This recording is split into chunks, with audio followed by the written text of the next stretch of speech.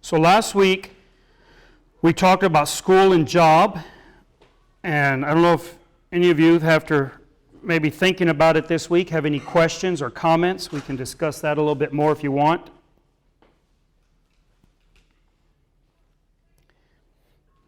So I want to kind of finish that. I didn't quite finish what I wanted to say about that, so I want to go through that, and then we're going to look at the next topic for today, and hopefully we can finish that one. So we were talking about career advice, and I think the last thing we talked about was to take advantage of any opportunity you have to learn any available skill, and that's not like knowledge, like reading a book. That's like mechanical skill. So if your dad is good at mechanics, you should try to go out there and have him teach you something about that. If your mom is good at cooking, or maybe your dad is good at cooking, you should learn that. Those are all very important things. It's not that you want to cook your whole life or you want to fix a car. But for instance, knowing how to fix a car will keep you from being ripped off from people who you would pay to fix your car. So it's real handy to have some of this knowledge, even if you never want to do it. And look, I hate working on cars. I hate vehicles. I wish I never had to drive anywhere. I never want to own a car. I don't like them. I don't like working on them. But I have a small fleet of vans that cost a lot of money to repair if you take them to the Mercedes-Benz dealer. They're Mercedes-Benz vans, and so if you take them to Mercedes-Benz, they're going to charge you like $250 just to look at it. And so I just, my business can't afford that kind of thing. So I had to learn how to work on these vans and fix them myself. And because I had a dad who was very mechanically minded, and he taught me how to use tools, then that worked out very well for me. So it's very important that you learn throughout your life, not just when you're young, but throughout your life. You should take advantage of any opportunity to be mentored in a skill. It's a very, very smart thing to do. It'll improve your life. This thing always acts up. Hold on. It'll improve your life going forward, and you will appreciate it. And it's not only the skill itself, anywhere you want. You can walk right over here if you want and go in through there. Yeah, you don't worry about it. You can come right across.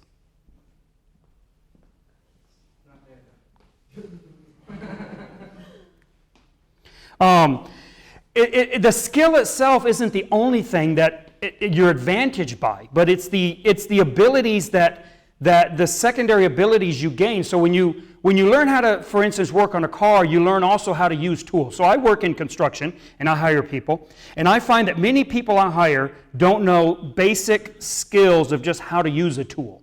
And so if I can find someone who knows how to use a tool, I can teach them another skill based on that. But when they come in and they don't even know what a tool is, like you say, go get the quarter-inch hex drive impact driver, and they don't know what you're talking about, well, then you have to teach them that. So you're teaching them the very basic. But when someone comes in and they know how to use these tools, they know what they are, they know how to use them, well, then that means I can give them more skill. And when they leave, after they work with me for a year or two, well, they leave knowing a lot more skills. And not just, what good is it ever going to be to me to know how to install a toilet partition or a toilet paper holder? Well, maybe that will never do you any good in life. But a lot of the skills you'll learn to do that will take you very far in life. You'd be surprised how far. An interesting story that some of you might be aware of, and if not, you should look it up, but it's the story of Ben Carson, who's now the director of HUD. But he was a neurosurgeon, and he was the first one to successfully separate conjoined twins at the head. He actually separated them, and they lived. And so very, very impressive neurosurgeon. And he says that the reason he went into neurosurgery was because he talked to a doctor, and he asked him what it took, and they said it took very good eye-hand coordination. And he was really good at foosball. And so he realized that the reason he was good at foosball was because he had really good eye-hand coordination. And so he went into neurosurgery. So you don't always know the connection that one skill will lead to another. You may think that if you learn something in carpentry or something in electricity or something in cooking, that would never lead you to anything successful in life, and you're mistaken. Like we talked about the Renaissance men of the Renaissance, they were characterized by their eclectic interest in all different kinds of endeavors, from science all the way down to gardening. They were interested in everything, and they learned skills and knowledges across the board. And you should strive for that. Now, that requires a certain amount of discipline. Nobody wants to go out and, help somebody work on the car, or help somebody build a garage, or help somebody pour concrete, or help somebody bake a cake. That's probably not what any of us think about, hey, that's what I want to do on Saturday. But if you have a family member, or a friend, or a neighbor, or somebody that you think might be amenable, maybe they're a stranger, but they might be amenable to having you help them. You could go up, and I've had people do this to me, and I've actually done this to other people. I've gone in Mexico when I lived there. I would go to people that did like bookbinding. I went to people that did metal work, and I would say, hey, I will help you for free. I'll be your helper. You just tell me what you want to do, and I'll do it. And I'll do it for free. You just teach me what you're doing. And I would go work with them, and they would teach me whatever it is. And so I learned how to bind books, and I learned how to make shoes, and I learned how to do a lot of things. Now, I'm not saying I'm a master at any of this. I just helped them for a while. But I learned some of the skills involved with doing these things. And they've all helped me immensely in my life, and they would help you. So take advantage of any opportunity. In fact, I would encourage you to create opportunities to learn skills. And you should do this throughout your life. If you go somewhere and you're going to get your tire fixed, watch how they do that. That's a very interesting skill they have there. And they do it really well. You go see one of these, especially when you get on the south side where they don't have all the nice fancy equipment and they're doing it kind of by hand. That's pretty amazing what they can do with a hunk of steel. You never know when that might be useful to you. And so learning things, you should always be learning these things. And you shouldn't think that the only place you can possibly learn something is in school. It isn't the only place to learn. In fact, if you do not have a habit of learning every day in your life, you're not going to learn anything in school. Learning isn't where it's done. Learning is a mentality. It is a mindset. You have to have a mindset that you want to learn. And sadly, most people don't. Now, that's sad for them. It's great for you. Great for you. Because then that means you're going to have a huge competitive advantage. If you are somebody who knows how to learn things and has spent your life doing it, any job you go into, any endeavor you go into, any entrepreneurship you engage in, you are going to rise right to the top. Because that's what people are looking for. When you go get a job, nobody actually thinks you're going to know how to do it. I don't know if you realize this. You're like, I went to college for 6 years. I'm prepared. You do not know what you're doing. And they know that, and you should know that. What they want to know by you going to college is that you have an ability to learn what they teach you. Because they're going to have to train you to do your job.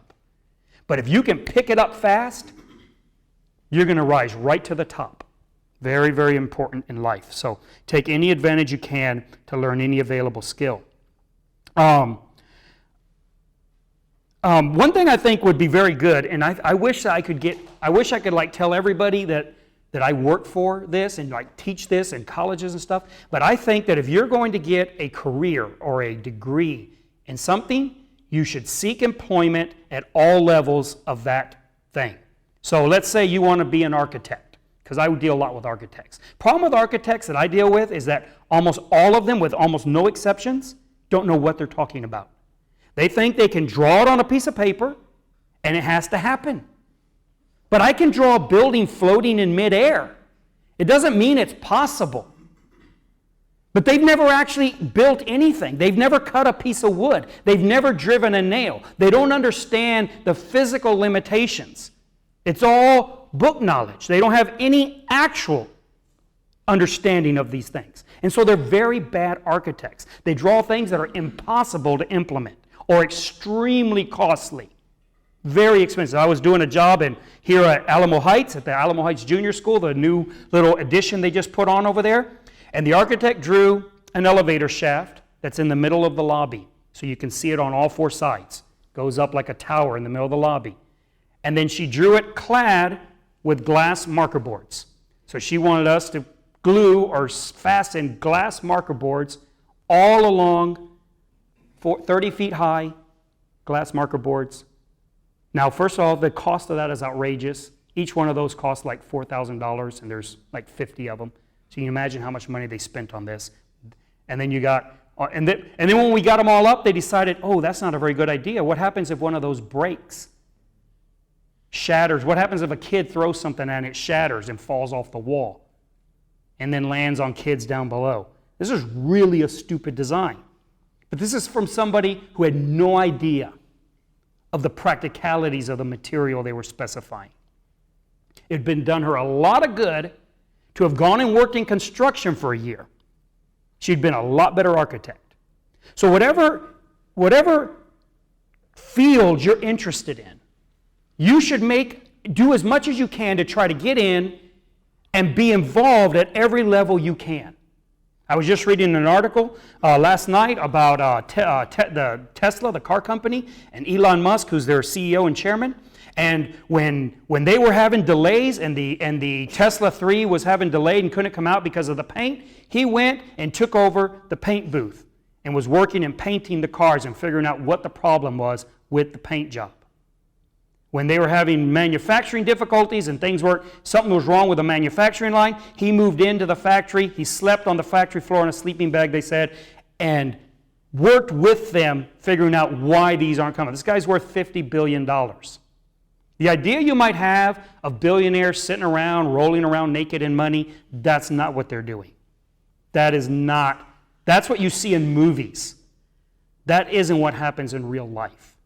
If you read Bill Gates' biography and people that talk about him or write about how he was, for years and years, he never took a vacation for like 15 years, not even on Sundays. He worked 7 days a week, all year long, never took a vacation, never went home. People hated him because he didn't shower. He stayed in his office, working all day, all night, would sleep on the carpet and when he passed out, and then get up and go back to work. And he would just be in there and stinking up the place. These are people who are highly successful and they don't have the life you might think they would have. So if your idea is you're going to be successful is you're not going to have to work hard, or you're going to have tons of vacation time, or you're going to have some yacht and you're going to park off of Barbados somewhere, that is not the life of these people for the most part. That is a very, very skewed view of how things are. And what you'll find in all of these people is that they are intricately involved. At some point, they became involved in every level of their field. And that's why they're so good at the top. Now, you should all want to be the very best in your field. Every one of you should. You should have no ambition to be mediocre. First of all, that's not even ambition, right? Your ambition should be to be the best in your field, whatever it is you like. If you want to be a chef, you should have the ambition to be the best chef. If you want to be a carpenter, you should have the ambition to be the best carpenter. If you're going to be a surgeon, be the best surgeon. Or at least have that ambition. And to accomplish that, you're going to have to know how to be good at every part of it. Okay? So find, and that's not hard to do. If you want to get into some field, figure out what is the lowest job in that field and go work at that for a while. Then work at the next one and work at the next one. And work your way up that way. So when you're at the top, you know how everything works. Okay. Another thing is, on this, I would tell you is don't follow your passion. I know that's against what everyone else is telling you, or practically everyone else. Everyone is telling you, follow your passion and you'll never work a day in your life. That's nonsense. That is the road to poverty. Okay? You need to pursue opportunities. There are things that simply are no longer feasible. They're no longer jobs that are ever going to pay any money. You say, well, my passion is making saddles. People aren't buying horses anymore. That is not a good idea. Okay? My passion is being a blacksmith. That just isn't going to put food on the table. You need to follow opportunities. And you're in a world where things that might be interesting to you are no longer financially feasible. Okay, so you need to pursue real opportunities. You need to look out there and be very honest with yourself and very honest with reality and say, what product can I sell tomorrow? Because you are a product. And when you go to work, you need to understand you are a company of one. You're not an employee. That is a metaphorical term that doesn't actually have any meaning to it. You are your own boss, and you are your own company. And you are a product, and you are selling it. Even if you work by the hour, you are selling a product. And you need to be selling the best product you can sell and the one that has the most chance of being bought. That's what you need to do. So don't follow your passion, pursue opportunities. And another thing about career advice, and we're going to go back to what we mentioned before, but staying out of debt and living within your means will allow you the freedom to pursue opportunities. Do you know how many people get to be about 40 years old and just really don't like what they're doing, don't like their job, don't like their career, don't like whatever it is they're up to in their life, but they can't do anything about it? And they're stuck miserable. They have kids, they have a mortgage, they have a car payment, they have everything in their house basically is on credit, and they owe money on everything, and they can't go anywhere. Because it costs a lot of money to start a new career.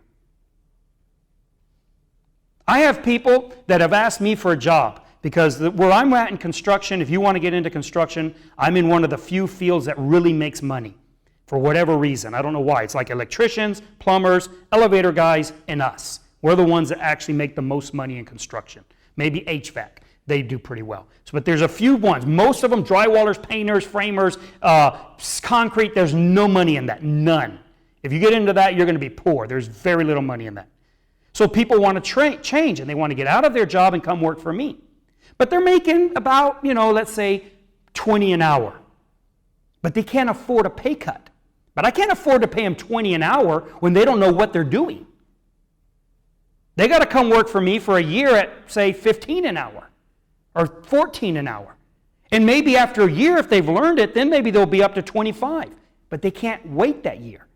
They don't have the economic freedom to take a pay cut to be able to then get a better pay raise. They know that in 2 years they'd be making a lot more, but they can't go 2 years.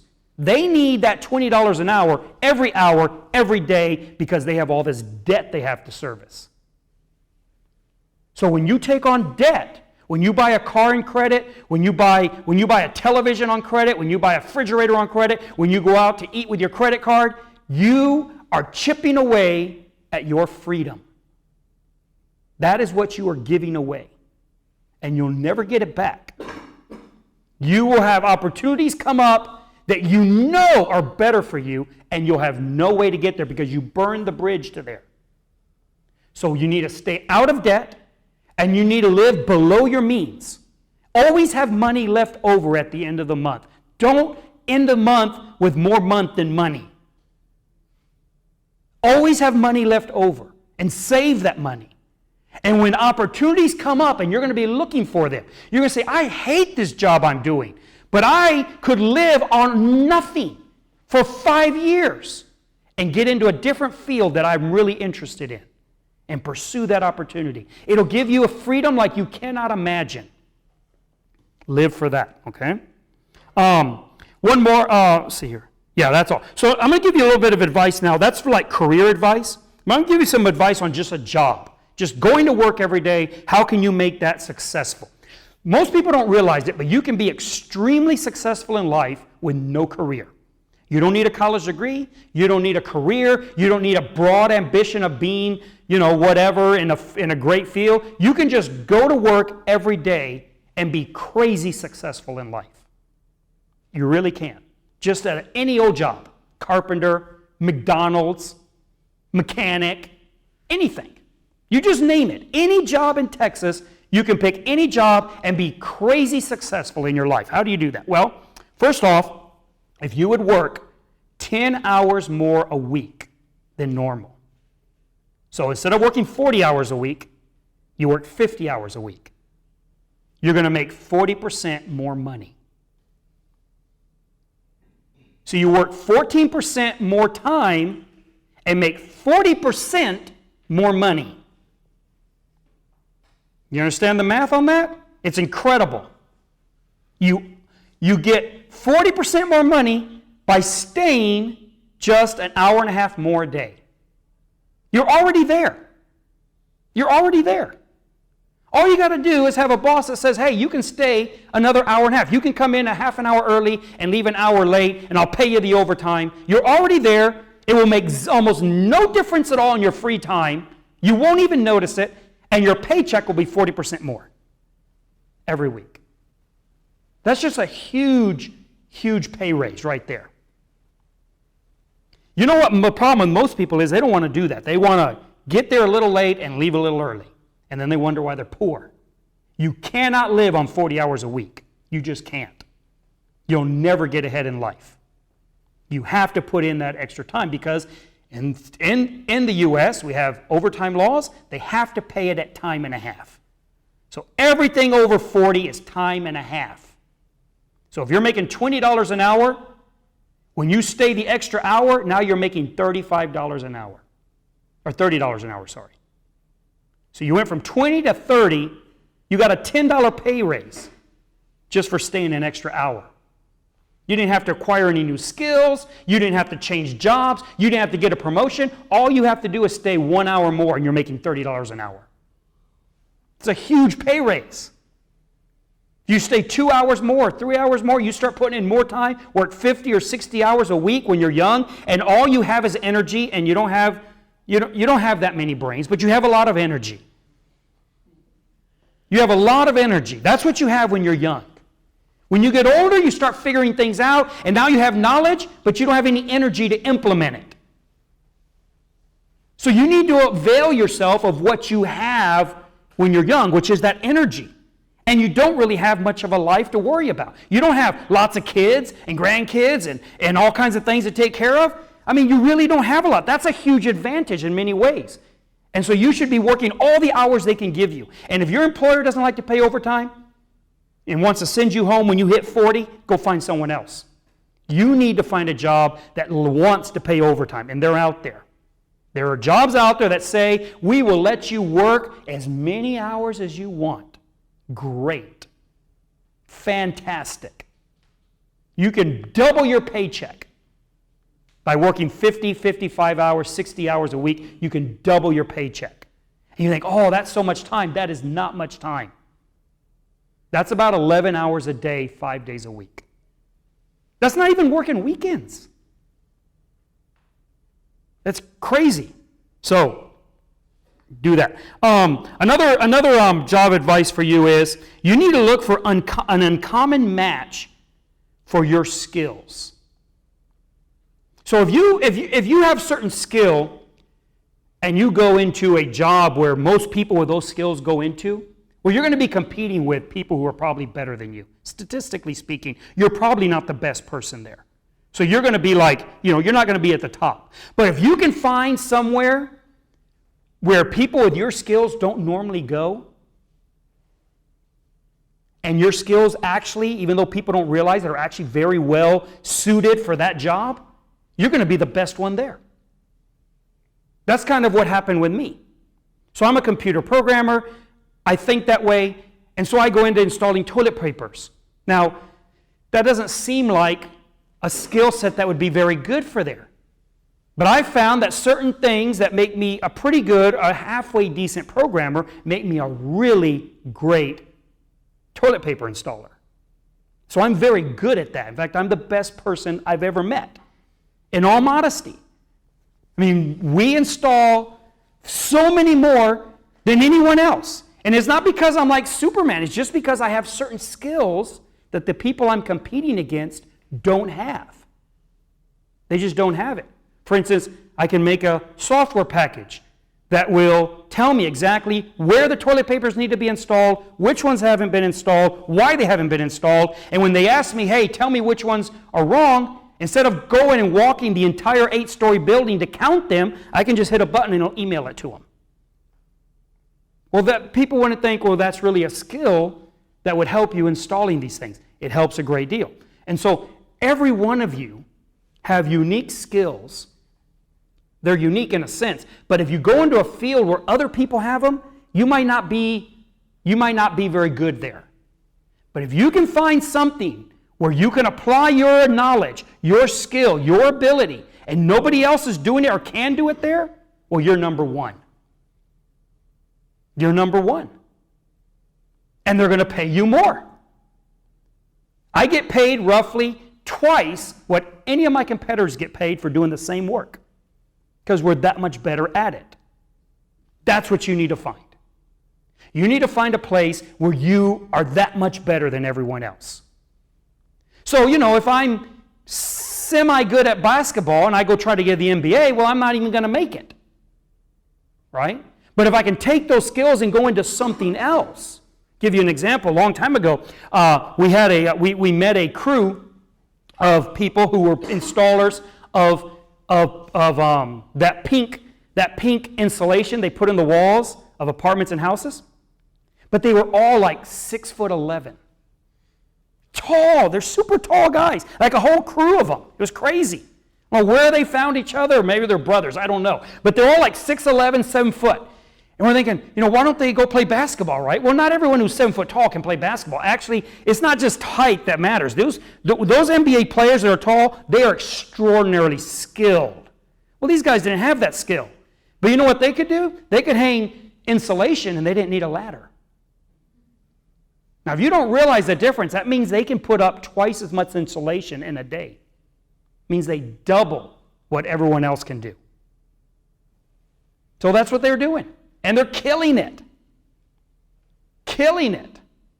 So who knows? You don't know. I'm just telling you that you should look at your skill set, look at your knowledge set, and don't look for the normal place where people would go with that. Try to find a place where that's uncommon, because then you can excel. Okay? And that's what you want to do. You're looking for the best opportunity to excel, because that's how you make money. And that's what going to work is about. It's about making money. Okay, last thing about this is, two more things. One is, you probably have heard the idea of work smarter, not harder. That's ridiculous. Don't listen to people that tell you to do that. That is terrible advice. Terrible advice. There is no such thing, first off, but it's terrible advice. You need to work smarter and harder. That's how you succeed. This idea that somehow you're going to figure out a way that you don't actually have to work, that doesn't work that way. I've spent my whole life my whole career, if you want to call it that, in my job, figuring out ways to install stuff faster. Building tools, inventing tools. I have tons of tools I've invented to make things be faster. That does not mean we go home earlier. Ask Nolan. That means we go home later, not earlier. We're able to work longer because we're working smarter, which means we're working harder. So this whole idea that you're going to work smart, not hard, get that out of your mind. You need to think, I want to work hard and I want to work smart. And smart is not so I can work less hard. It's so I can be more efficient when I work hard. Okay? So don't listen to that advice. That's bad advice. And the last thing I would tell you about job is you need to take every job you do seriously. Doesn't matter what it is. Take it seriously. There is no little jobs. There's just lousy workers. There are no little jobs. If your job is to sweep the restaurant, then take it seriously. Make sure that that's the best sweeping that restaurant ever had. If your job is to wash the windows, take it seriously. Whatever it is you're tasked to do, do it, like the Bible says, with all your might, to the best of your ability. Okay? So take every job seriously. Think of it this way. That job represents you. When the boss comes in and you're tasked of sweeping the floor, and he finds a floor that's not swept, he doesn't think, that's a terrible floor. He thinks, that's a terrible employee. So the job you do projects you. You are putting your name on it. Your identity is on that. And when they look at that, they're not looking at the job. When an employer looks at anything they task their employee to do, they're not looking. Like I install those paper towels right there.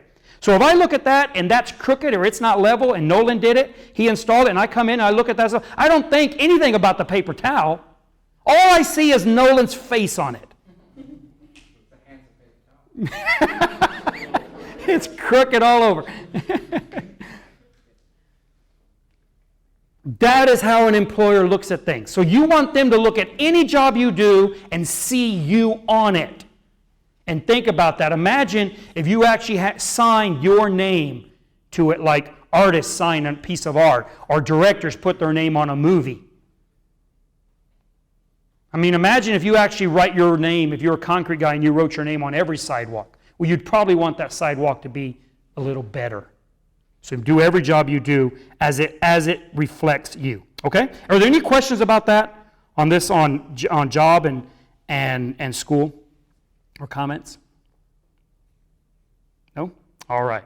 So today let's talk briefly about investment and retirement. So this is something that we all think of too late. And this is another, like I told you, I'm talking to you as somebody who has made all these mistakes. I wish when I was in church, because I grew up in church, I wish people would have told me what I'm telling you. I never went to a Sunday school class where they taught any of these things. Right? And so this is why I'm doing this. And so, I didn't start thinking about retirement until most of my youth was behind me. You should have been thinking about this basically as soon as you had the capacity to think. Really. You should have already been thinking about how to retire. But you weren't. But now you can. You're still young. It's not as good as if you had done it when you were born. But you still can do something about this and do pretty well. So let me explain what I'm talking about. So if you, let's not talk about your parents. Let's talk about you. When you guys have children, if you would do everything in your power to be able to take and put $5,000 in a mutual fund in their name when they're born. Now, I know that can be hard, but if you would think about it right now and have that plan right now, that when your children are born, you're going to put $5,000 in a mutual fund in their name. You're just going to stick it in a mutual fund. Let's say it gets 10% interest, which is high, but it's an easy number. And when that child is 65 years old, do you know how much money they would have? $1 million. Who else has a guess? $1 billion? No. I've heard this before, so Yeah, no, not $1 billion. 60,000? 60 million? No. 2.5 million. Close. But that's if you don't add to it. That's just take $5,000, put it in an investment, and just walk away. Forget it's there. Don't add anything to it for the whole 65 years, and you'll turn $5,000 into close to $2 million or more, depending on the interest rate you get on the fund. But somewhere between 1.7 and 2.7, somewhere in there, anything above $1 million's great. Think about it. You just part $5,000 and it turns into $1 million. So that when that child retires, they have $1 million in their retirement fund. Imagine if your parents had done that for you. Yeah, no kidding. You think, well, how can I do that? Well, quit spending money on birthday parties and quit spending money on gadgets and toys that they really don't need and video games or whatever it is, and say, we're going to put all that money we would spend on those things, we are going to put that in a fund for them so that when they're 65, they don't have to worry about retirement anymore. Now, let's say that you added to it. Let's say you added to it $100 every month. Well, now you're talking about $4, $5, $6 million. It's incredible. Einstein said that compound interest is the 8th wonder of the world. That's why that works. It's called compound interest. If you've studied math, you probably know about it. If you haven't, you should go read up on it. What it means is they pay you interest upon the interest upon the interest upon the interest upon the... Every month it rolls over and they pay you interest not only on the $5,000, but on the interest they already paid you on that money. And it just keeps rolling over and rolling over. And so the growth of it looks like this. And once it hits that curve, it just starts to grow incredible amounts. Incredible. So that's what now, what can you do? Well, what you can do right now is if you would put that $5,000, work your butt off on weekends and on summers and get together $5,000 or $3,000 and put it in a mutual fund. Go to your bank. A lot of banks are real helpful with this. They have all kinds of funds that they manage, and they can give you advice. Go to an investment firm that does this. Wherever you want, but go there and find a good growth mutual fund that has a long history. Not the new stuff, flash in the pan, just started. Find ones with a 20-year history, 30-year history that average, over 30 years have averaged like 8% interest. Put your money in there. And then every time you get a paycheck, take out a percentage of that money, be it 7% or 10%, whatever it is, every paycheck, put money in the mutual fund. Every one of them. Just a little, even if it's $10, put it in there, put it in there, put it in there. If you would do $5,000, if every one of you would do $5,000 today, and average $150 a month, which isn't very much money. That's about what you spend on hamburgers and sodas and whatever. $150 a month. And you would do that for 45 years, you'd have $1.7 million. So when you're hit 65, you'd be a multimillionaire. Just by putting away $150 a month. This is why I'm telling you, you do not have to have a huge career to be successful in life. You can do it with the money that most people spend in the convenience store. You can become rich. You can do it. It's just math. There's no secrets to this. And it's not hard to do. I open up mutual funds on my phone. I don't even have to go anywhere. You just do it on your phone. If you have USAA Bank or Frost Bank, they have it where it's in their app. You can just go in, and as soon as your money from your job hits there, you can just transfer the money into your mutual fund and transfer it in. And if you put it in a Roth IRA, when you pull out those $2 million, you don't even have to pay taxes on it. It's tax-free. The government is trying to get you to do this. Can you imagine this? You're going to put $80,000. $80,000 is what over your lifetime you would have invested. And the return on the $80,000 would be $2 million. So if I told you right now, if you give me $81,000, I'll give you $2 million. Well, wouldn't you take that deal? Well, that's the deal. Put $80,000 in a mutual fund, and when you're 65, you can pull out $2 million tax-free. And if you put more, obviously you can retire with $10 or $15 million very easily with a very normal job.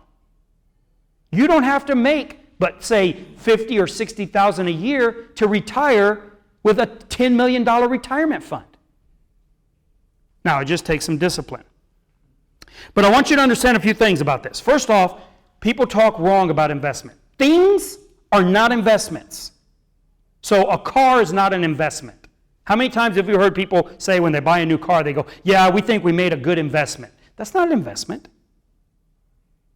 I'm not against you buying a new car if you can afford it. I'm just telling you, that's not an investment. And if it is, it's the worst investment in history. Because the day you drove off with it, it lost 20% of its value. Do you really think that in 30 years that car is going to be worth more than you paid for it? No. There are almost no cars that are worth more than they originally cost. There's a few, these classics out there that are worth a lot of money. What are the chances that your little Corolla is that car? No. 0. Right? No, cars are not investments. Houses are not investments. Now, they don't actually depreciate in value, but they're still not investments. Because they require all this maintenance and work, and they can lose their value. They can plummet. They can burn. There's a lot of problems with a house. A house is a good way to not completely lose your money on rent, right? You can try to maintain some of that value by buying the house, and you might sell it and make a huge profit, possibly. There's a good chance of that. But that's not the same as an investment. An investment is where you put your money somewhere that someone else does the work on it, not you. So you think, well, I'm going to buy houses and that'll be my investment. No, that's not an investment. It's a good business, maybe, but not an investment. An investment is where I give you the money and you go to work. And you use my money to make money, and then you pay me more money. Like in the stock market? The stock market, exactly. That's exactly what the stock market is. And that's what a mutual fund is, only it's less risky than directly into the stock market. You can read up on them. We don't have time to get into what mutual funds are, but it's the stock market, but you're not buying like stock in Apple, right? It's a lot less risky, it's much more diversified, and it's a lot safer. But that's what you're doing. You're giving money to other people, and they go to work. And you make money without working, which is where you need to be. Because you only have so many hours in a day. I mean, how many hours can you work in a day? 16 maybe? Maybe 18 if you really have a high energy level? And then you're done. That's it. That's all you can do. But if you give a portion of your money to other people that are working, and they pay you interest on your money, well, now it's like you're working around the clock.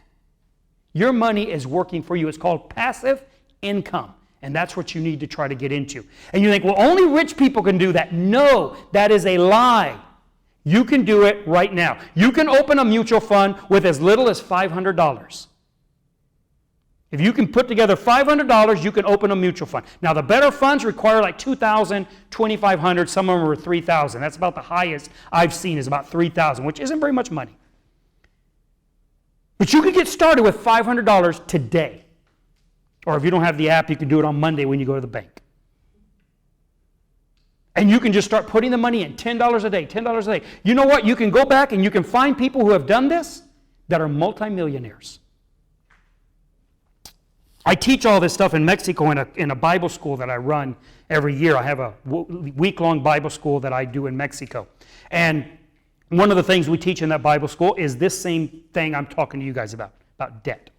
And last year I went down there to the school, and this elderly lady came up. She's probably in her 60s. And so, she's pretty, she's elderly. She comes up and she tells me, I want to thank you for what you said. She said, 10 years ago, you taught on this in our church. And I just this year paid off my house. I'm debt-free and I paid off my house. In 10 years, she paid off her house. And she was very thankful. And one of the guy who knew her came up and tells me, after she left, he says, you know what she does for her job? You know what her job is? She sells pumpkin seeds in the park. Little bags of pumpkin seeds for like 10 cents a bag, or less maybe. Very cheap. That's what her job is. She doesn't have a husband, that she just sells pumpkin seeds, and she paid off her house. You don't have to be rich to do this. You just have to have a little bit of discipline. And it'll change not only your life, it'll change your kid's life. Imagine the difference your life would be right now if your parents had done this. So you can change your entire family history going forward. Your entire family legacy can be radically different if you do something like this. Okay. You have to do habitual investing, and that's very hard to do, I understand it, but what you need to do is you need to start right now. And you need to make it a point that every paycheck put some money in your investment, even if it's $1. Doesn't matter what it is. It's the habit. You get your paycheck, the first thing you do is you take money and put it in the investment. And you don't have to put in half your paycheck to do this. You just have to have a habit of doing it. And as you succeed in life, you're going to be able to invest more. You're going to have more disposable income. And you'll be able to put more of that away. And this isn't a rainy day fund. This is your, when I'm old, I don't want to work anymore fund. I want to hit 65, pull all that money out, and then do anything I want to do for the next 30 years. That's what that money's about. So this isn't like when I want to buy a car, I dip into it. That's not how it works. That stays there until you're 65. Okay. So to do that, you have to learn to say no to your wants. We all want things. We want them. We see other people have things and we want them. We look online and we see things online. We go to Amazon and it's just scrolling through wants. All the things we want. I understand. Believe me. Amazon delivers to me like immediately because they love me so much. Terry gets mad because my wife orders stuff and it takes like a week for her stuff to come in. I order it the next morning. They're like hand delivering it to my house, to my door. They love me. So I understand all of this. We have to get a handle on our wants. You just can't buy things you want because you're sacrificing later. Whatever you spend today, you're stealing it from your future. So you got to be very careful. Now, I'm not saying never buy anything you want. It's okay. If you don't enjoy your money somewhat now, you're not going to have the incentive to go to work. I mean, part of the incentive of working every day hard and smart is to have some money to go out to eat, or to have some money to go to the movies, or to have some money to buy a car you like. I understand. But you got to be very careful. Really weigh it. Now, that gets a lot easier if you'll buy everything in cash. So you go to the car lot and they tell you this brand new car is only $300 or $350 a month. You're like, well, that's great. What if they said, give me $45,000? Be like, what? You're crazy. But that's what you're actually going to end up paying more than that at $350 a month. So when you buy things in cash, it really helps. It's like, hey, I want a new iPhone, and the AT&T says, we'll give it to you. Of course, they're not. They're charging you on your bill forever. You're like, hey, great, it's free. But you go on eBay to buy a phone, and you're looking at iPhone 11s, and they're $1,100. You're like, forget that. I'm not paying $1,100 for a phone. So it really helps to buy things in cash. It really helps you to get control of your wants, especially if you use real cash, not even a debit card. I mean, it's been scientifically proven. You can read up on the data on this. They've done a lot of studies. McDonald's has done extensive studies on this. That when people use actual dollar bills to pay with, they always buy less. There is a psychological pain associated with paying with cash money that doesn't exist when you pay with a debit card, and especially not with a credit card. That's why McDonald's will take debit card payments for one apple pie. They don't actually make any money. The commission that Visa charges them completely wipes out any profit. Why would they accept that? You go to little Mexican restaurants, they don't. You have to buy a certain amount to be able to use your card. McDonald's, you can buy anything with a debit card at McDonald's. Why do they do that? Because McDonald's has done the math, and they know that if you're paying with a debit card or a credit card, you will buy more.